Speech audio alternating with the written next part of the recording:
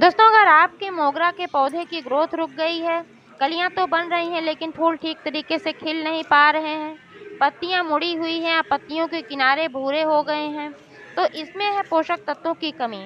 और इस कमी को दूर करने के लिए मैं आज एक ऐसा पावरफुल फर्टिलाइज़र लेकर आई हूँ, जिसे डालते ही आपका पौधा फिर से हरा भरा हो जाएगा और ढेर सारी फ्लावरिंग करेगा। तो दोस्तों, ये कौन सा फर्टिलाइज़र है और इसको कैसे इस्तेमाल करना है मैं सब बताऊंगी, तो प्लीज़ वीडियो पर अंत तक बने रहें। और अगर पसंद आए तो ज़्यादा से ज़्यादा शेयर करें, लाइक करें, और चैनल को अभी तक सब्सक्राइब नहीं किया है तो प्लीज़ चैनल को भी सब्सक्राइब करके बेल आइकन को प्रेस कर दें ताकि सारे अपडेट्स आपको मिलते रहें। नमस्कार दोस्तों, स्वागत है मेरे YouTube channel gardening with Poonam में। दोस्तों, मोगरा एक बहुत ही सेंसिटिव पौधा है। अगर इसकी ठीक से देखभाल की जाती है तो बहुत अच्छी तरीके से चलता है और ढेर सारी फ्लावरिंग करता है। जब मोगरा में फूल खिलते हैं तो पूरा घर महक उठता है, इसकी खुशबू बहुत ही अच्छी होती है, इसलिए मोगरा के पौधे को सभी लोग लगाना पसंद करते हैं। लेकिन कई बार इसमें समस्याएं आ जाती हैं, क्योंकि इस पर कीटों का भी अटैक बहुत ज़्यादा होता है, इस पर स्पाइडर माइट्स का अटैक बहुत ज़्यादा होता है। दोस्तों, मेरे पौधे पर भी स्पाइडर माइट्स का अटैक हो गया था, इसीलिए इस पौधे में पोषक तत्वों की कमी आ गई है। क्योंकि जब इस पर कीड़ों का अटैक होता है तो कीड़े इसकी ब्रांचेस पर बैठते हैं, पत्तियों पर बैठते हैं और पौधे का रस चूस लेते हैं, जिससे पोषक तत्वों की कमी हो जाती है, फिर पौधा खराब होने लगता है। लेकिन मैंने इस पर ट्रीटमेंट किया, अब तो इस पर कीड़े नहीं हैं और पौधे की ग्रोथ शुरू हो गई है, कलियां भी बनने लगी हैं, लेकिन फूल बहुत छोटे छोटे खिल रहे हैं, पत्तियां मुड़ी हुई हैं, पत्तियों के किनारे पर भूरापन है। तो दोस्तों, ये सब है कैल्शियम और नाइट्रोजन की कमी के लक्षण। अगर हमारे पौधे में कैल्शियम पर्याप्त मात्रा में होता है तो ये सब सारी समस्याएं नहीं होती हैं, और नाइट्रोजन पर्याप्त मात्रा में होता है तो पौधा हरा भरा होता है। आप देख पा रहे हैं कि मेरा पौधा हरा भरा कम है, इसमें पीलापन नज़र आ रहा है आपको। पत्ते तो सूखे नहीं हैं लेकिन पौधा हरा नहीं है, पत्तियां हरी कम हैं। इसका साफ मतलब है कि नाइट्रोजन कम है, जिससे क्लोरोफिल का निर्माण नहीं हो पा रहा है और पत्तियां मेरी ज़्यादा हरी नहीं हैं। इसलिए आज मैं इसमें नाइट्रोजन और कैल्शियम युक्त खाद डालूंगी, फिर मेरा पौधा पहले जैसा हरा भरा हो जाएगा और फ्लावरिंग करेगा। दोस्तों, किसी भी पौधे के विकास के लिए, इसको हरा भरा बनाए रखने के लिए और इससे ढेर सारी फ्लावरिंग पाने के लिए nitrogen, potassium, phosphorus, calcium, magnesium, iron, इन सभी पोषक तत्वों का होना बहुत ही आवश्यक होता है। इसमें से किसी भी चीज़ की कमी होती है तो फिर पौधा खराब होने लगता है और फिर पौधा फ्लावरिंग नहीं करता है। आप जो देख पा रहे हैं मेरा दूसरा पौधा है, इसमें आप देख पा रहे हैं कितनी ढेर सारी कलियां बनी हुई हैं, कितने ढेर सारे इसमें फूल खिले हुए हैं और यह पौधा कितना हरा भरा है। तो इसमें किसी भी प्रकार के पोषक तत्वों की कमी नहीं है। ऐसा ही मेरा यह दूसरा वाला पौधा भी था, लेकिन जब से इस पर स्पाइडर माइट्स का अटैक हुआ है उसके बाद से मेरा पौधा इस तरीके से हुआ है, क्योंकि स्पाइडर माइट्स के अटैक के कारण इसमें पोषक तत्वों की कमी आ गई है। ये कीड़े जो होते हैं हमारे पौधों के सारे पोषक तत्वों को चूस लेते हैं।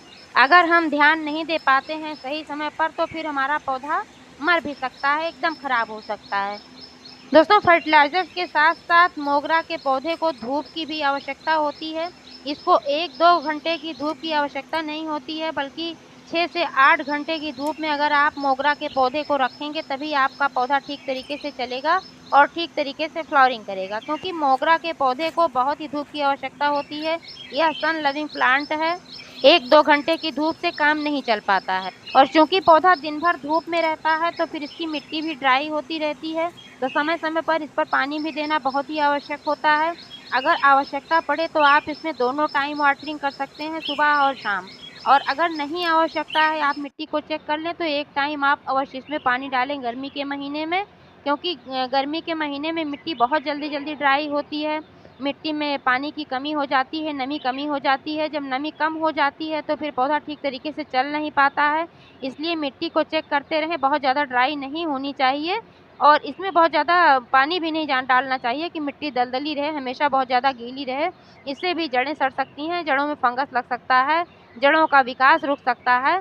तो इसलिए पानी का भी ध्यान रखना चाहिए कि पानी पर्याप्त मात्रा में हो, लेकिन बहुत ज़्यादा नहीं पानी डालना है, गमले में जल भराव नहीं होना चाहिए, पानी रुका हुआ नहीं होना चाहिए और बहुत ज़्यादा मिट्टी गीली भी नहीं होनी चाहिए।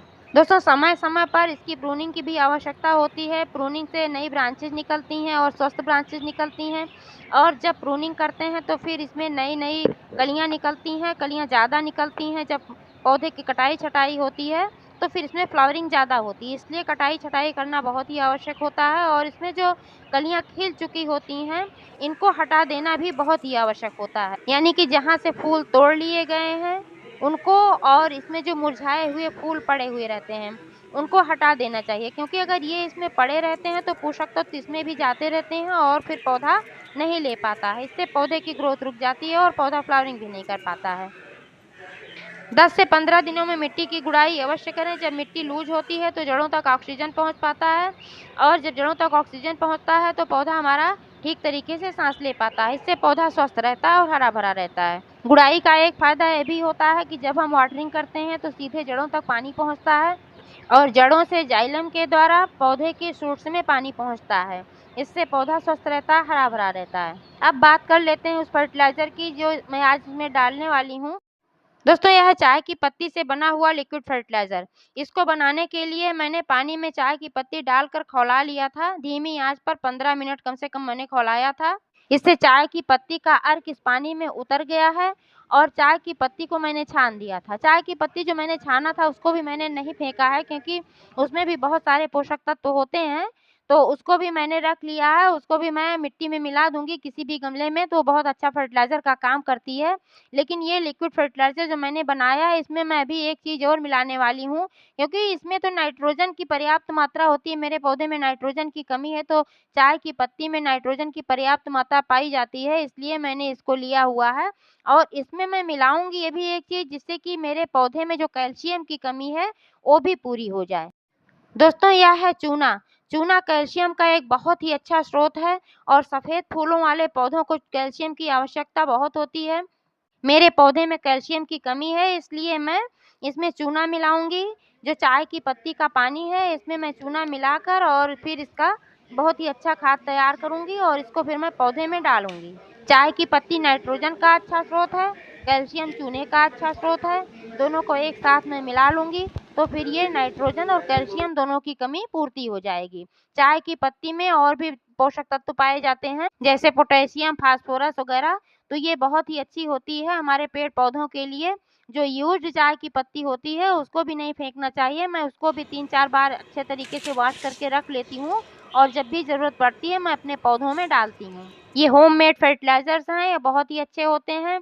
इससे पौधों को नुकसान नहीं होता है, पौधों की उर्वरा शक्ति नहीं खराब होती है। अगर हम केमिकल फर्टिलाइजर ज़्यादा डालते हैं तो पौधों की उर्वरा शक्ति खराब होती है, पौधे भी खराब होते हैं, पौधे जहरीले हो जाते हैं।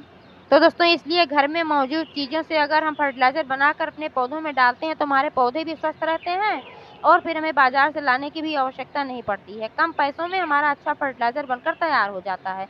आप देख पा रहे हैं कि इसमें चूने का इस्तेमाल किया मैंने और चाय की पत्ती का इस्तेमाल किया, और ये बहुत ही अच्छा तरल खाद बनकर तैयार हुआ है। और मैं इसको डाल रही हूँ अपने पौधे में। देख पा रहे हैं आप कि इसको मैंने अपने पौधे में डाल दिया है। अब ये भी पौधा ठीक तरीके से चलेगा। दोस्तों, और अच्छे रिजल्ट के लिए मोगरा के गमले की मिट्टी 1 से 1.5 महीने में बदलते रहें, और जब भी मिट्टी बदले तब इसमें गोबर की खाद अवश्य मिलाएं, क्योंकि गोबर की खाद बहुत ही अच्छी होती है सभी पेड़ पौधों के लिए, और मोगरा के लिए तो बहुत ही अच्छी होती है। अगर हम इसमें गोबर की खाद डालते हैं तो हमारा पौधा बहुत ठीक तरीके से चलता है, हरा भरा भी रहता है, और इसमें फ्लावरिंग भी बहुत ही अच्छी होती है, क्योंकि गोबर की खाद में बहुत सारे पोषक तत्व पाए जाते हैं जो हमारे पेड़ पौधों के लिए आवश्यक होते हैं। दोस्तों, जब भी कोई फर्टिलाइज़र डालें तो मिट्टी की गुड़ाई करके मिट्टी को लूज अवश्य कर लें। अगर तरल खाद आप डालते हैं तो सीधा जड़ों तक पहुंचती है, और फिर जड़ों से सीधे पौधों तक पहुंचती है, जिससे पौधे की ग्रोथ होती है और पौधा हरा भरा बना रहता है। अगर आप सूखी खाद डालते हैं तब भी मिट्टी की गुड़ाई करके मिट्टी को लूज अवश्य करें, लेकिन उस खाद को डालने के बाद आप इसमें पानी अवश्य डालें। अगर पानी आप नहीं डालेंगे तो फिर ये खाद जल्दी इसमें घुलकर अब्ज़ॉर्ब नहीं हो पाएगी। जैसे आप जानते हैं कि इंजेक्शन आप लगाते हैं तो शरीर में तो ज़्यादा जल्दी असर करता है, टैबलेट खाते हैं तो थोड़ा धीरे धीरे असर करता है। उसी तरीके से अगर आप इसमें तरल खाद डालते हैं पौधों में तो ज़्यादा जल्दी असर करता है, और सूखी खाद डालते हैं तो थोड़ा धीरे करता है, लेकिन असर दोनों करता है। तो दोस्तों, जानकारी कैसी लगी कमेंट करके अवश्य बताएं। पूरा वीडियो देखने के लिए बहुत बहुत धन्यवाद।